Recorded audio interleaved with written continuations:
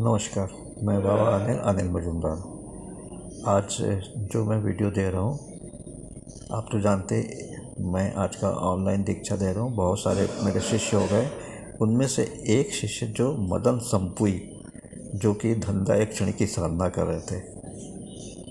फिर आपको ये भी मालूम है कि वो मैंने वीडियो डाल दिया था कि एक दिन वो धंधा एक क्षण की साधना बिल्कुल घनघोर जंगल में कर रहे थे।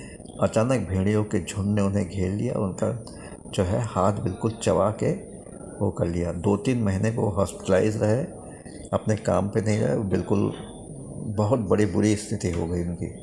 अब वो ठीक है। फिर उन्होंने कहा, मैंने एक वीडियो डाला है मशान साधना, शायद आप लोगों ने देखा होगा, बांग्ला में भी हिंदी में भी है मशान साधना।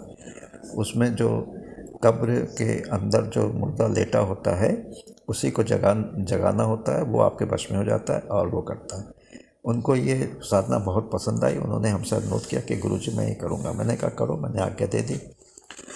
पूरी विधि विधान जो था वो वीडियो देख के और मेरे द्वारा निर्देशित सब कुछ करके, सब सामान वामान ले के वो 3-4 दिन पहले, मतलब इसी शुक्ल पक्ष में वो पहुँचे शमशान घाट में।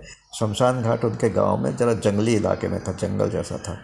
वहाँ पहुँचे और आपको उस वीडियो को देख के आपको मालूम कि क्या करना था। उन्होंने विधि विधान के साथ अपने साथ 2-3 आदमी ले गए थे जो दूर खड़े थे, लाठी वाठी लिए, क्योंकि मैंने कह दिया था देखो आप लोग का बिल्कुल गांव का इलाका है, जंगली जानवर बहुत होते हैं, उनसे आपकी रक्षा के लिए 2-3 लठैत टाइप के आदमियों को ले जाइएगा।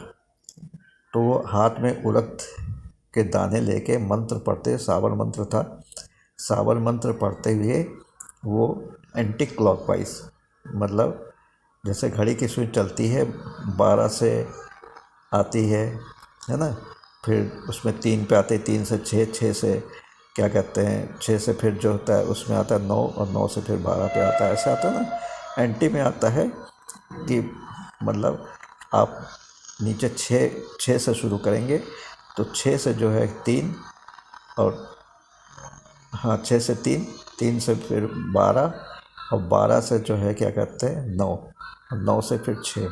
इस तरह ये एंटी क्लॉक वाइज उनको मंत्र पढ़ पढ़ के 21 बार घूमना था।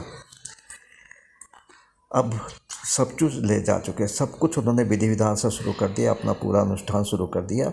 निवृत्त होके घनघोर अंधेरा और बिल्कुल जंगल चारों तरफ, और वो जो है वो ज़रा तो दूर खड़े थे, क्योंकि मैंने कहा था ज़रा दूर रखना, उनको दूर खड़े थे। 6 चक्र लगा चुके थे, रात के 1:15 बजे थे।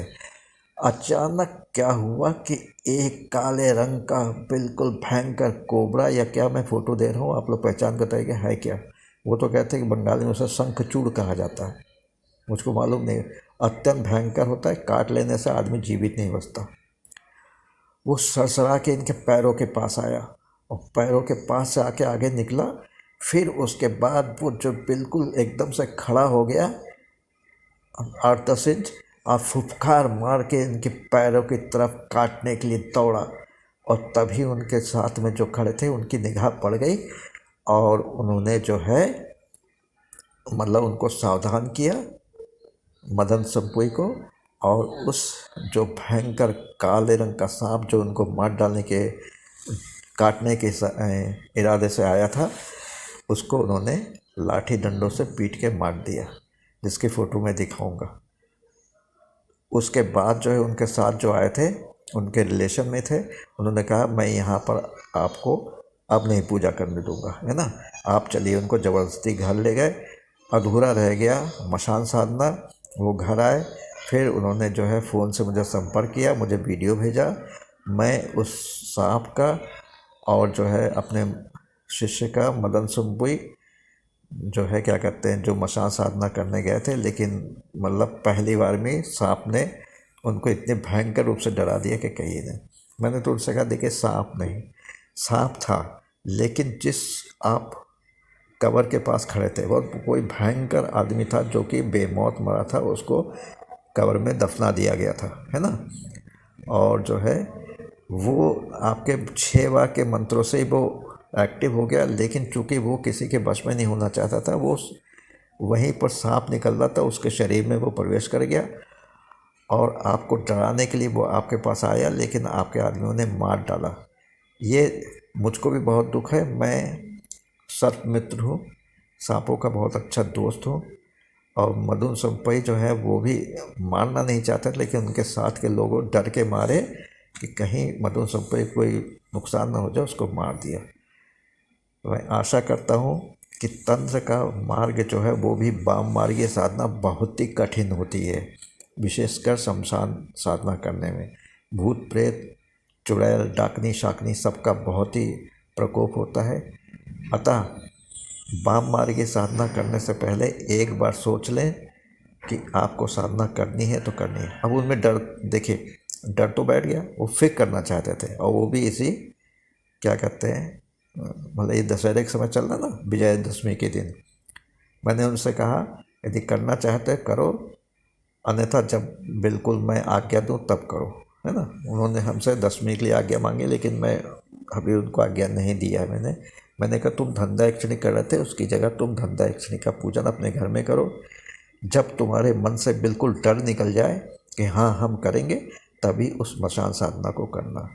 आशा करता हूँ उस सांप को, और मेरे जो शिष्य हैं मदन सुंपुई, जो कि मतलब जो है सियालदह स्टेशन से 130 किलोमीटर दूर किसी गांव में रहते हैं, उनके ऊपर क्या बीती ये और उनका क्या अनुभव रहा, ये मैं आपको सेंड कर रहा हूँ। आशा करता हूँ इसको यदि आप पसंद करेंगे, लाइक करिएगा, शेयर करिएगा और सब्सक्राइब भी करिएगा। और मदन सुंपुई को उनकी प्राण रक्षा हो भगवान ने किया, है ना, उसके लिए उनको आशीर्वाद दीजिएगा कि आगे कभी मशाल साधना करें तो उसमें सफल जरूर हो। ठीक है। जय हिंद, जय भारत, नमस्कार।